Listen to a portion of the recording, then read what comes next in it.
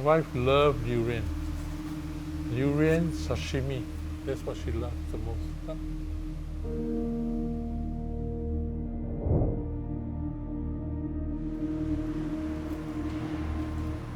I'm Alvin. I'm a retired pastor, retired to look after my wife who had dementia for the last 17 years. This is like a full-time caregiving thing which I'm doing now. Whether it is morning or afternoon or even late at night, I would try to come out and do a walk between maybe 8-10 kilometers a day. That will take about 1.5 to about 2 hours, but it's okay because she's sleeping, so I get the chance to do this exercise now.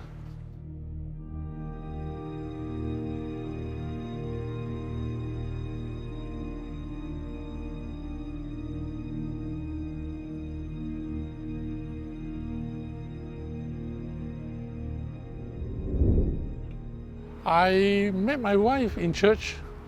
I think by the 3rd year of serving together in the choir and some ministries, I asked her to be my girlfriend, and she said yes. So I instinctively remember the first date. I asked her to go out with me, and she was really serious about it. She was all dressed up. She came to my house from Dover, and then she was dressed up in a floral dress with high heels, makeup, her hair was done well. And then when I saw her, I was a bit flabbergasted because I was thinking of that day just to bring her to East Coast Park to walk along the beach. Then when I told her that, she was a bit shocked. She said, "Ayah, you should have told me earlier. Then I wouldn't dress like that." Then I said, "How?" Then she said, "Man, let's go." And she was really game. She was really game. She was not angry. She didn't scold me or whatever. She said, "Let's go and do it." So we spent the evening walking along East Coast Park. 低租貴租，嗰度人8包。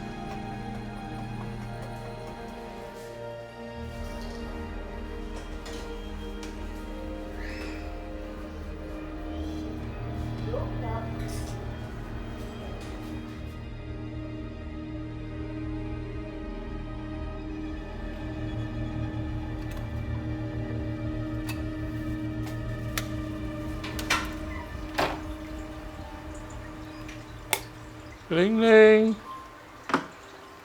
wake up already, Wai Leng. Wai Leng wake up already, huh? Oh, wake up already, huh? Wait a while, huh? Wait a while, huh? Off the music first, huh?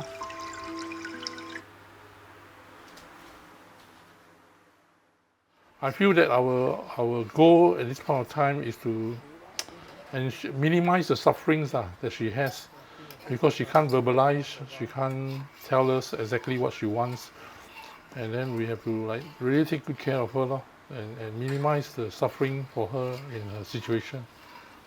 And because of our faith, we believe God is really helping us in doing this and giving us the strength to do this. In Ephesians 5, the Bible talks about Christ loving the church and then the husband loving the wife. I feel that this is just the minimum thing that a husband should do to keep his vows to his wife in whatever circumstances, and to love her and to serve her. So this is what I'm doing because I believe God is good and God is continuing to help us in all this adventure.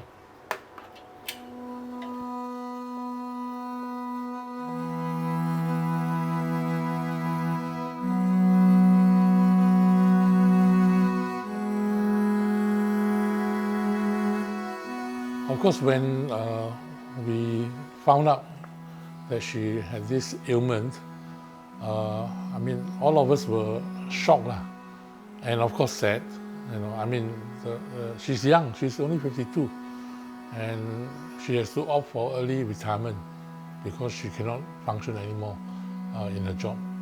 And I think that it takes a process for all of us to accept that she's going to be like this, slowly losing her motor skills, her faculties, her recognition of us.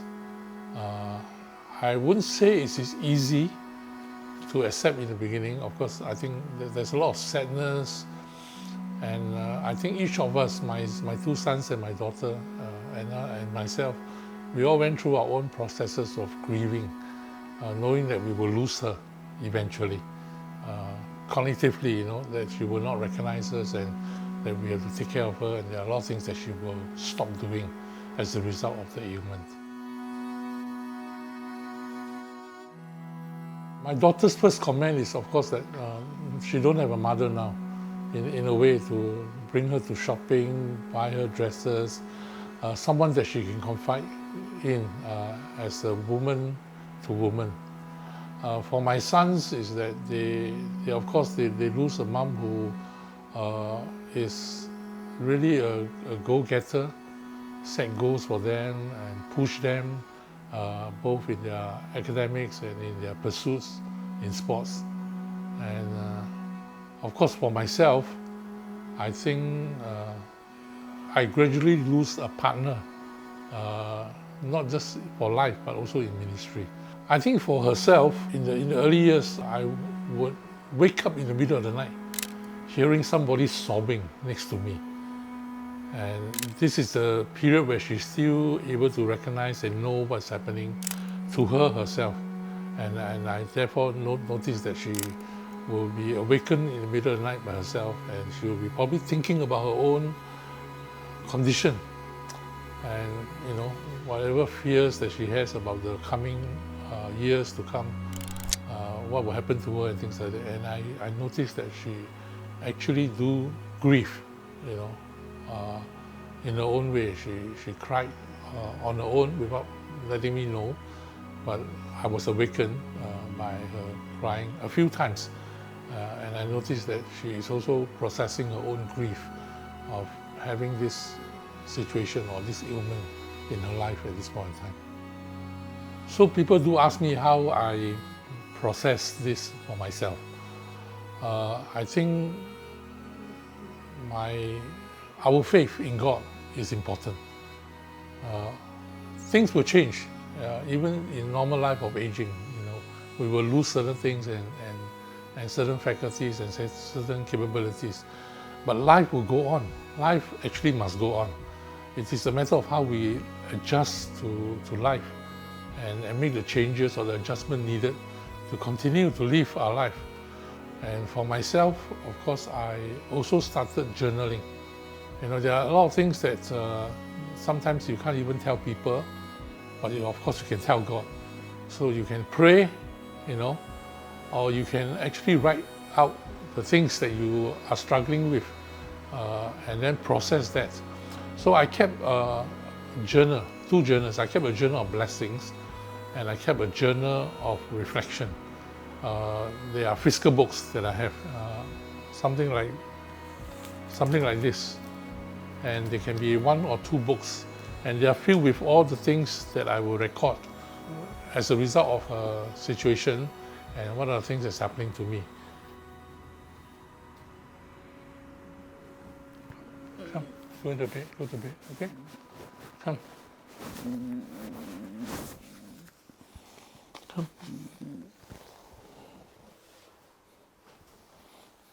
Okay. I know, Pastor.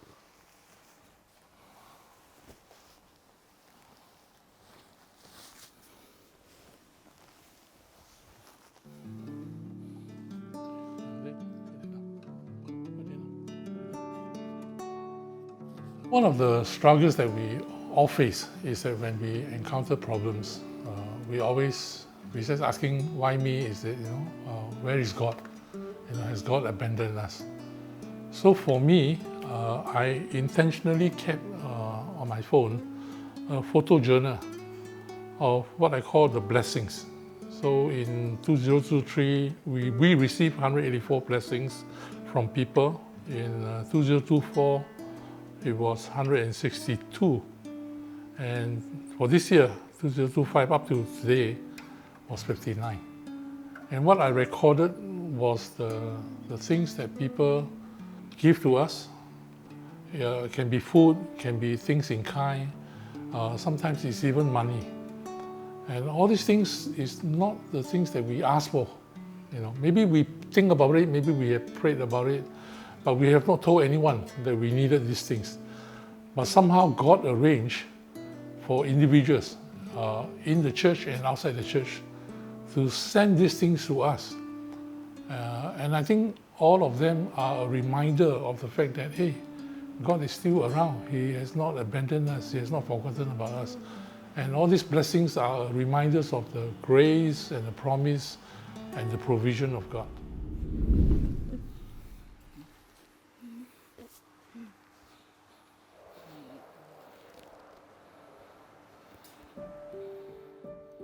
When she requires a full-time caregiver, I have decided that I will not get a maid and I want to look after her myself. So I retired about 7 years ago, early from ministry, and then decided to spend the large part of my time now to just look after her.